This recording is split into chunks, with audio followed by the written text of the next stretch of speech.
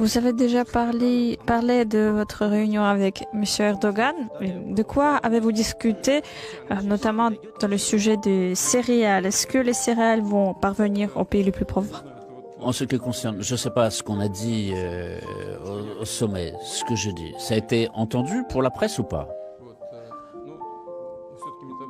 Alors, je vais me répéter. La première chose, c'est que le Premier ministre Erdogan était l'initiateur de cette idée. Et l'ONU avait donc proposé ça, et lui, il a concrétisé cette idée. Aujourd'hui, en tout cas c'est plutôt les chiffres d'hier ou d'avant-hier, il y a eu 121 navires sortis des ports ukrainiens, et sur 120 bateaux, il n'y en a que 3 qui ont été dirigés dans les pays pauvres pour le programme alimentaire de l'ONU.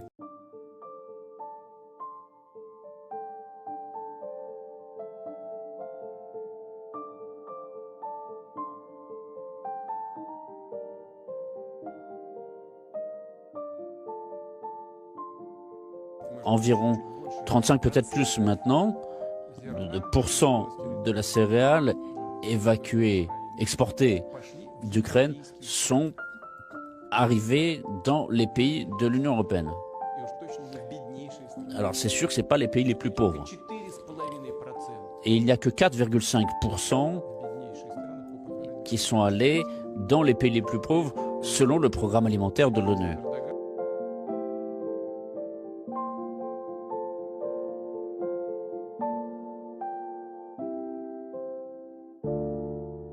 Et le Premier ministre Erdogan, dans notre discussion bilatérale, a justement soulevé cette question. On a parlé du volume total qui est dirigé vers les pays pauvres. Encore une fois, ça ne dépend pas de nous. Notre responsabilité, c'est d'assurer l'acheminement de ces navires. Et c'est ce que nous faisons en partenariat avec l'ONU et les autres partenaires de ce programme. Donc nous sommes... Donc l'objectif, c'était justement de toutes ces discussions, c'était justement de faire en sorte qu'il y ait cet acheminement des céréales. Le secrétaire général de l'ONU, je sais que, sincèrement, lui, il fait les efforts nécessaires, mais je vois que lui non plus n'y arrive pas pour l'instant. En ce qui concerne l'évacuation pour la livraison de nos engrais, il y a encore une décision monstrueuse, je dirais, de la part de la Commission européenne. C'est honteux.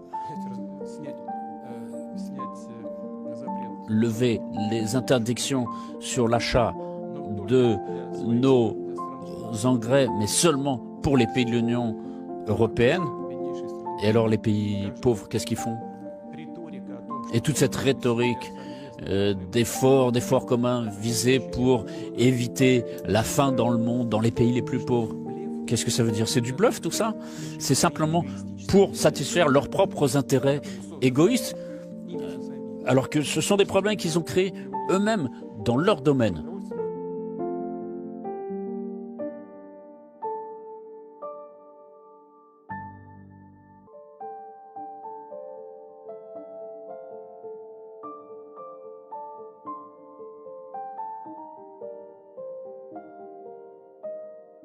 Et cette question alimentaire, cette question énergétique aussi, tout cela, c'est eux qui l'ont fait. Et donc maintenant, ils résolvent cette question aux dépens des autres. Alors, j'espère que le bon sens va triompher, et notamment au sein de la Commission européenne, pour corriger cette situation. Je considère que c'est une erreur, et c'est la même chose sur l'exportation des engrais russes. Regardez, la Biélorussie est un des plus grands pays producteurs d'engrais au monde.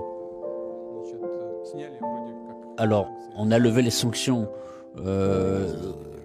contre nos engrais. D'ailleurs, les Américains ont été les premiers à le faire. Les Américains sont un peuple très pragmatique. Si on revient... pour revenir aux céréales ukrainiennes, qui les transporte? Ce sont principalement des sociétés américaines. Il se trouve qu'il y a un certain nombre de terres en Ukraine qui ont été vendues aux Américains. Et donc, voilà, c'est c'est là-dessus qu'on portait nos discussions. C'est pas le plus important. Le plus important, c'est que donc il y a eu des levées de sanctions contre nos engrais, mais le problème c'est qu'on peut toujours pas les affréter, les assurer, les interdictions d'escale dans nos ports pour les bateaux étrangers sont interdits aussi. C'est pareil pour les règlements financiers. Ils connaissent tout bien tous ces problèmes. Ils disent oui, nous allons résoudre les problèmes. Il faut rendre hommage au secrétaire général de l'ONU. Il essaye justement de résoudre la question. Il est en contact avec tous les participants de ces discussions. Pour l'instant, il n'y a pas encore le succès escompté, mais espérons que ces discussions du secrétaire général, nous sommes prêts à vendre, nous pouvons vendre. Et nous vendrons tous nos produits. Il y a un débouché sur le marché, c'est clair. Mais si... le problème, c'est que si on continue comme ça, nos produits n'iront justement pas jusqu'aux pays les plus pauvres. On a 330 millions de tonnes qui sont bloquées. Nous, on a dit qu'on était prêts à les donner gratuitement aux pays les plus pauvres. Mais laissez-les au moins circuler. Et ils sont bloqués pour l'instant. C'est étonnant. Donc, ils veulent pas que la Russie gagne de l'argent. Mais si on le donne gratuitement aux pays pauvres, on va pas gagner d'argent. Alors pourquoi ils font ça? Je comprends pas. À quoi bon tout ça? Donc c'est du bavardage au niveau des pays les plus riches. Et dans les faits, qu'est-ce qu'ils font? Moi, j'ai quand même l'impression que, en particulier les pays européens, ce sont d'anciennes puissances coloniales et qui ont conservé ce paradigme de philosophie coloniale de vivre aux dépens des autres. Ils n'arrivent pas à se débarrasser de ce paradigme dans leur politique pratique concrète tous les jours. Donc je pense qu'il est temps de mettre fin et de tirer les conclusions qui s'imposent ici de façon beaucoup plus civilisée.